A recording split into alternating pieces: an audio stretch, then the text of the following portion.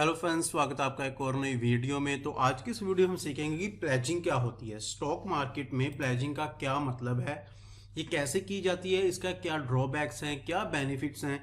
हम इन सभी चीज़ों के ऊपर बात करेंगे। ये एक गाइड है एक तरह से बिगिनर्स के लिए जिनको यही नहीं पता कि प्लेजिंग होती क्या है, हम इससे कैसे फ़ायदा उठा सकते हैं, इसको हम कैसे ले सकते हैं। तो हम इन सभी चीज़ों के ऊपर बात करेंगे। तो चलिए सबसे पहले ये जान लेते हैं कि एक्चुअल में प्लेजिंग है क्या और ये कैसे काम करती है। देखिए, प्लेजिंग का मतलब सिंपल सा है, आपके पास जो शेयर्स हैं आपने उसके अगेंस्ट लोन लेना है। सिंपल सी बात। आप जैसे घर में लोन लेते हैं, आपके पास घर है, आपने प्रॉपर्टी गिरवी रख दी, उसके ऊपर लोन लिया, वैसे ही हमें शेयर्स के ऊपर भी लोन मिल जाता है, जिसको हम कहते हैं प्लेजिंग करना। काफ़ी पॉपुलर वे है। लोग अपना इंडिविजुअल्स या फिर कंपनी अपने जो उनके पास बड़े बड़े इंस्टीट्यूशंस होते हैं, वो अपने उनके पास जो शेयर्स होते हैं वो उनको गिरवी रख देते हैं। प्लेजिंग का मतलब होता है गिरवी रखना। तो उसको वो गिरवी रख देते हैं और इसके अगेंस्ट वो लोन उठा लेते हैं, जिससे कि उनकी जो वर्किंग कैपिटल रिक्वायरमेंट्स होती हैं या फिर उनके जो अभी के जो डेब्ट्स चल रहे हैं उनको क्लियर करने के लिए अपने शेयर्स को वो गिरवी रख देते हैं और उसके बदले में उनको पैसे मिल जाते हैं। तो सिंपल से बात है, इसका मतलब यही है कि आपने लोन लेना है, जो कि आपके पास शेयर्स हैं आपने खरीदे हुए हैं, उसके अगेंस्ट लोन लेना है। इसके अलावा ये जो प्रोसेस होती है, चाहे कंपनीज हों, चाहे प्रमोटर्स हों, चाहे इंडिविजुअल्स हों, वो अपनी ओनरशिप के जो शेयर्स हैं उसको भी अपना जो गिरवी रख देते हैं और उसके बदले में वो वहाँ से पैसा उठा लेते हैं। इसके अलावा सिंपल सी बात है, कोलैटरल मनी ही होती है ये, एक तरह से प्लेजिंग करना, यानी कि कोलैटरल करना, या फिर हम इसको सिंपल भाषा में कहें तो हमने गिरवी ही रखना होता है। इसमें क्या होता है, देखिए, अब आपके पास मान लीजिए 5,000 रुपये है या 5 लाख रुपये है, ठीक है।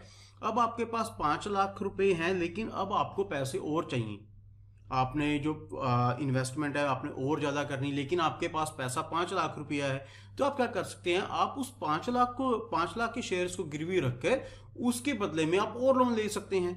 अपने ब्रोकर से भी ले सकते हैं या किसी और बैंक से भी ले सकते हैं, ये आपके ऊपर डिपेंड होता है, ठीक है। तो इसका क्या मतलब होता है कि आपके पास 5 लाख रुपए के शेयर्स हैं, लेकिन आपने अभी यहाँ पे गिरवी रखने के लिए आपके पास और कुछ नहीं, लेकिन आपके पास शेयर्स हैं। आप अपने शेयर्स को गिरवी रखिए, उसके बदले में आपको जो भी कंपनी या फिर जो भी आपका ब्रोकर या बैंक जो आपको पैसा देगा वो आपका प्लेजिंग हो जाएगी, और उससे आप अपनी जो ट्रेडिंग या फिर इन्वेस्टमेंट को कर सकते हैं। ऑफ कोर्स जो हम इंडिविजुअल इन्वेस्टर्स होते हैं, जो हम होते हैं, हम भी ये चीज़ें कर सकते हैं। हम अपना जो भी हमारे पास जितना भी पोर्टफोलियो है हम उसके अगेंस्ट लोन ले सकते हैं, हम उसके अगेंस्ट प्लेजिंग कर सकते हैं। जैसे कि एक ऐप है एंजल वन में भी, तो उसमें आपको प्लेजिंग भी मिल जाती है। आपका कुछ पैसा वो रख लेते हैं, उसके अगेंस्ट आपको प्लेजिंग दे देते हैं। तो हर एक का अपना अपना प्लेटफॉर्म है, तो आप इस तरीके से इसको प्लेजिंग को कर सकते हैं। तो ये वर्क कैसे करती है, देखिए, काफ़ी सिंपल सी बात है कि मार्जिन, हमारे पास कैश मार्जिन एक लिमिटेड होता है और इन्वेस्टर्स के पास काफ़ी कम अपॉर्चुनिटीज़ होती हैं मार्केट में, जिनके पास पैसा कम है। तो इन केसेस में क्या करते हैं, जो इन्वेस्टर्स होते हैं अपने शेयर्स की प्लेजिंग करते हैं, जिसको कोलैटरल मार्जिन कहते हैं, और जो कि हम आगे जाके उसमें डिफरेंट सेगमेंट्स में उसको यूज़ कर सकते हैं। हमने जो भी अपने शेयर्स गिरवी रखे हैं उसके अगेंस्ट जो पैसा मिलेगा हम उसको इन्वेस्टमेंट पर्पज़ के लिए, ट्रेडिंग, फ्यूचर ऑप्शन, किसी में भी हम उसको यूज़ कर सकते हैं। तो इसमें क्या होता है, इसमें जो कोलैटरल हमें मिलता है ना, एक परसेंटेज होती है जिसको डिडक्ट करके हमें पैसा मिलता है, जिसको हम कहते हैं हेयर कट। हेयर कट की अगली स्लाइड में आपको बताऊंगा कि हेयर कट एक्चुअल में होता क्या है। लेकिन अगर हम इसको सिंपल भाषा में समझें तो सिंपल सी बात ये है, अब देखिए, अगर आपकी प्रॉपर्टी है, प्रॉपर्टी की अगर आपकी वैल्यू 5 लाख है, तो आपको 5 लाख का लोन नहीं मिलता कभी भी। आपको उसके बीच में कुछ 10%, 20% या कभी कभी 30% का जो मार्जिन है वो रखना पड़ता है, उसके अगेंस्ट ही आपको लोन मिलता है। यानी कि अगर आपके पास 5 लाख की प्रॉपर्टी है तो हो सकता है आपको 4 लाख 30 या 4.5 लाख तक का ही लोन मिले। तो ये हेयर कट वैल्यू होती है। तो अब क्या होता है, जो मार्जिन रिसीव हुआ है, जो हमने शेयर्स प्लेज किए हैं, उसके अगेंस्ट जो हमें प्लेजिंग के अगेंस्ट जो हमें मार्जिन मिला है, वो हम ट्रेडिंग इक्विटी के लिए, हम इंट्राडे फ्यूचर ऑप्शंस के लिए, हर किसी के लिए हम यूज़ कर सकते हैं। क्योंकि अब देखिए, मार्केट का जो नेचर है वो डायनामिक है, हमेशा चेंज होता रहता है। तो इसलिए किसी भी पॉइंट पर आकर जो स्टॉक्स हैं हमारे वो गिर सकते हैं। तो फॉलिंग के केस में क्या होता है कि जो इन्वेस्टर्स हैं या फिर प्रमोटर्स होते हैं उनको और ज़्यादा कैश चाहिए होता है अपने शेयर्स को प्लेज करने के लिए। तो इसलिए वो वहाँ से कुछ पैसा उठाते हैं और अपने जो शेयर्स की वो प्लेजिंग स्टार्ट कर देते हैं। तो इसके लिए जो लैंडर्स होते हैं, लैंडर्स मतलब जो आपके जिन्होंने आपको लोन देना है, चाहे वो आपका ब्रोकर है, चाहे वो बैंक है, चाहे कोई फाइनेंशियल इंस्टीट्यूशन है, उसकी कुछ टर्म्स एंड कंडीशंस होती हैं, तो उनको आपको फॉलो करना पड़ता है। और इसके अलावा ये जो इन्वेस्टर्स होते हैं, आप इनके अगेंस्ट आपको पता ही कि आप लोन ले सकते हैं शेयर्स के अकाउंट, तो लेकिन इससे पहले आपको जो टर्म्स हैं, कंडीशंस हैं, उसके ऊपर जरूर एक बार फोकस कर लेना चाहिए, पढ़ लेना चाहिए कि इन फ्यूचर कहीं आपको इसका ज़्यादा नुकसान ना हो जाए। अब हेयर कट वैल्यू क्या है? सिंपल सी बात है, जैसे कि मैंने आपको बताया, ये एक तरह से सेफ गार्ड होता है लेंडर के लिए। लेंडर कौन? जिससे हम लोन ले रहे हैं, क्योंकि अब आपको अगर कोई बंदा लोन दे रहा है तो उसने आप अपनी सुरक्षा के लिए या फिर आप अपने सेफ्टी के लिए आपसे कुछ ना कुछ तो रखेगा ना वो। तो इसलिए ये एक चीज़ है जिसको हम हेयर कट कहते हैं। तो hair cut margin is a difference amount between the जो आपकी एक्चुअल वैल्यू है और जो आपके शेयर्स की वैल्यू है, इन दोनों के बीच का जो डिफरेंस है वो आ गया हेयर कट वैल्यू। हम एग्जाम्पल देखते हैं। अज्यूम करिए आपके पास, आप इन्वेस्टर्स हैं, आपके प्लेजिंग शेयर्स की एक्चुअल वैल्यू है वो 10 लाख है अभी के हिसाब से, ठीक है। तो जो कोलैटरल वैल्यू होगी ऑफ दिस, उससे 10 लाख से कम ही होगी ऑफ कोर्स, क्योंकि अब उसमें से कुछ पैसा वो भी रखेगा।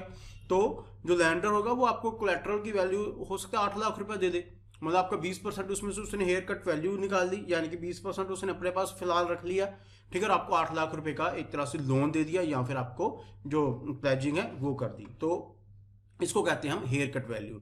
तो इससे क्या होगा?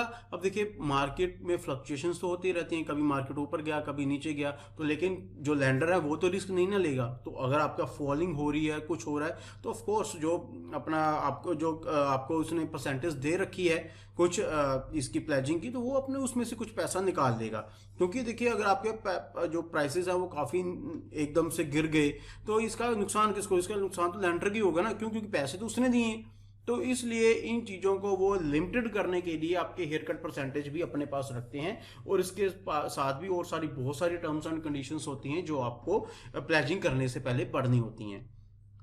इसके एडवांटेजेस देख लेते हैं। सबसे पहला एडवांटेजेस तो यही है कि एक तरह का सिक्योर लोन है, ठीक है। आपको सिक्योर लोन बहुत ही सिंपल वे में मिल रहा है, बहुत लो जो इंटरेस्ट रेट होता है उसके ऊपर मिल रहा है, as compare to unsecured loan. Unsecured loan like personal loans हो गए, तो ये लोन तो बहुत महंगे होते हैं, लेकिन जो लो इंटरेस्ट होते हैं सिक्योर लोन में गिना जाता है, तो आपको इसमें काफ़ी अच्छा बेनिफिट मिल जाता है। इसके अलावा आपके पास एडिशनल कैश आपके पास आ जाती है, लाइक अगर आपने किसी भी तरह की कोई भी ट्रेडिंग करनी है तो आपके पास एडिशनल कैश अवेलेबल है, आप उसको एक अच्छे परसेंटेज पे आपको मिला हुआ है, कम लो इंटरेस्ट रेट पे मिला हुआ है, तो ये भी आपके लिए बेनिफिट हो सकता है। तो सबसे बड़ी बात ये, कोई टैक्स लाइबिलिटी नहीं होती इसके बीच में, क्योंकि आपने शेयर मार्केट का पैसा जो वहाँ के कोलेट्रल है, जो अभी आपकी इन्वेस्टमेंट है उसके ऊपर ही आपने लोन लिया है, तो उसके लिए आपको कोई एक्स्ट्रा इसके लिए टैक्स देने की जरूरत नहीं है। तो सिंपल सी बात है, प्लेजिंग का मतलब ये नहीं है कि आपने कोई बोरोअर को अपने सेल ही कर देनी है शेयर, नहीं। इसका सिंपल सा मीनिंग ये है कि अगर इवन इसमें सबसे बड़ा बेनिफिट ये है, अगर आपके पैसे की वैल्यू बढ़ रही है, आपके जो स्टॉक्स आपके जिसमें इन्वेस्टमेंट की हुई उसकी वैल्यू बढ़ रही है, तो आपको और ज़्यादा बेनिफिट है इसमें। क्यों? क्योंकि देखिए, आपको बहुत कम ब्याज देना पड़ रहा है, और ऊपर से आपकी जो क्या कहते हैं इसकी जो वैल्यूज़ है वो भी काफ़ी बढ़ रही हैं, तो इससे आपको और ज़्यादा बेनिफिट होगा। एक तो आपके पास एडिशनल कैश भी आ रहा है, प्लस आपकी जो स्टॉक्स की वैल्यूज़ है वो भी बढ़ रही हैं, तो ये आपको डबल बेनिफिट हो गया। इसके अलावा अब जितनी ज़्यादा आप इन्वेस्टमेंट करेंगे तो आपको डिविडेंड इनकम भी होगी, बोरोवर से जो इंटैक्ट वैल्यू होगी वो भी आपको मिलती रहेगी। तो काफ़ी सारे बेनिफिट्स भी हैं। लेकिन किस सिनेरियो में बेनिफिट है? बेनिफिट सिर्फ उस सिनेरियो में है अगर आपका जो स्टॉक्स आपने खरीद रखे हैं उनकी जो वैल्यू है वो बढ़ रही है। जितनी ज़्यादा वैल्यू बढ़ती रहेगी आपका बेनिफिट होता रहेगा। और डिसएडवांटेजेस के बारे में भी बात करनी जरूरी है। तो इसके ऊपर सबसे पहला डिसएडवांटेज तो ये, इसमें रिस्क एसोसिएट होता है, क्योंकि अगर एकदम से मार्केट गिर गई तो रिस्क तो है ही, आपका भी रिस्क है, लेंडर का भी रिस्क है। लेंडर तो सिक्योर रहेगा, उसने तो किसी न किसी तरीके से निकलना है, लेकिन उसका जो सारा बोझ है वो आपके ऊपर आ जाएगा। वही जो बोरवर है, अगर उसका जो प्लेजिंग जो उसने ले रखी है वो अपना नहीं पे कर पा रहा, तो क्या करेगा? जो लेंडर है वो उसके स्टॉक्स को सेल कर देगा, क्योंकि उसने अपना पैसा तो लेना ही लेना है। एक लिमिटेड टर्म्स एंड कंडीशंस होती हैं, उसमें ये लिखा होता है कि अगर बाई चांस आपने जितना मार्जिन हमारे पास रखा हुआ है इससे ज़्यादा अगर आपका लॉस हो रहा है, तो वो आपके जो स्टॉक्स को सेल करने के लिए लाइबंद होते हैं, वो कर सकते हैं आपके स्टॉक का सेल। क्यों? क्योंकि उन्होंने अपना पैसा रिकवर करना है, ठीक है। और इससे क्या होगा? सबसे बड़ा बात कि जो लैंडर्स होगा वो आपका जो स्टॉक्स होगा वो उसको कभी भी बेच सकता है। तो इससे क्या होगा कि आपका जो फर्दर जो आपको पैसे हैं वो आपको मिलने में थोड़ी दिक्कत हो सकती है। क्योंकि अब देखिए, सिंपल सी बात है, एक तो आपका नुकसान हो रहा है, प्लस आपसे जो भी पैसा उसने लिए रखा है, प्लस आपको कुछ ब्याज भी पे करनी है, तो वो लैंडर तो लेगा ही अपना पैसा, ठीक है। तो इससे क्या होगा? आपका जो इफेक्ट आपके ऊपर इफेक्ट भी पड़ेगा, शेयर होल्डर है जो, उसके ऊपर इफेक्ट पड़ेगा इन्वेस्टर, क्योंकि इन्वेस्टर भी उसकी इन्वेस्टमेंट भी खराब हो रही है, प्लस उसको लोन भी देना पड़ रहा है। तो इन सभी चीज़ों का भी हमें ध्यान रखना पड़ता है। और इसके अलावा जो प्रमोटर होता है कंपनी का, अगर वो जो प्लेजिंग उसने शेयर कर रखी है, ठीक है, तो वो नहीं दे पा रहा, तो इस चीज का नेगेटिव इम्पैक्ट पड़ेगा कंपनी के ऊपर। अब मान लीजिए कंपनी है, हम यहाँ पर बात करते हैं कंपनी की, तो कोई कंपनी है, कंपनी ने अपना बिजनेस आगे बढ़ाना है, उसके पास शेयर्स हैं, लेकिन उसने क्या किया, उसने शेयर्स अपने गिरवी रख दिए, लेकिन उसकी कंपनी डूब गई। कंपनी डूबने से उसके जो शेयर्स है उसको जो जो लैंडर है वो उसको बेच देगा, तो इससे क्या होगा, उसकी जो इम्पैक्ट होगा वो काफी गंदा इम्पैक्ट पड़ेगा, उसकी नेगेटिव इम्पैक्ट पड़ेगा। तो इसके लिए क्या होगा कि लाइक आगे वाले आने वाला जो समय होगा, तो उसके लिए उसको लोन लेना या फिर कोलेक्ट्रल मनी लेनी बहुत औखी हो जाएगी। तो इसलिए ये चीजें भी हमें ध्यान में रखनी पड़ेंगी। और ये होता कैसे हैं, जैसे जो इन्वेस्टर्स हैं या प्रमोटर्स हैं, प्लेज शेयर्स करते कैसे हैं। सिंपल सी बात है, उनको एक सिंपल सी रिक्वेस्ट करनी पड़ती है अपने टर्मिनल पे। टर्मिनल यानी कि जीरोधा, एंजल ब्रोकिंग या कोई भी है, आप उसके थ्रू भी कर सकते हैं प्लेजिंग के लिए, या फिर आप बैंक में भी जाकर इसके अगेंस्ट लोन आप ले सकते हैं। जब ये रिसीव उस इन्वेस्टर से रिसीव होती है, तो ये जो टर्मिनल होते हैं ये उसको प्रोसेस करते हैं एनएसडीएल और सीडीएसएल में। तो उसके बाद जो एनएसडीएल या सीडीएसएल होती है वो इसको एक ऑथेंटिकेशन करती है, रिक्वेस्ट करती है वाया ईमेल और मोबाइल के थ्रू।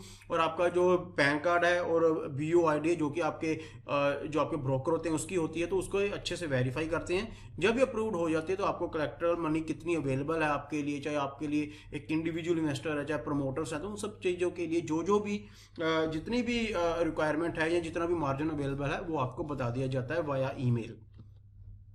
कंक्लूजन की बात करें तो सिंपल सी बात है, आपने एक इन्वेस्टर्स हैं, आपके पास शेयर्स पड़े हैं, आपने उस शेयर्स को गिरवी रखा और उसके अगेंस्ट लोन ले लिया, सिंपल सी बात है।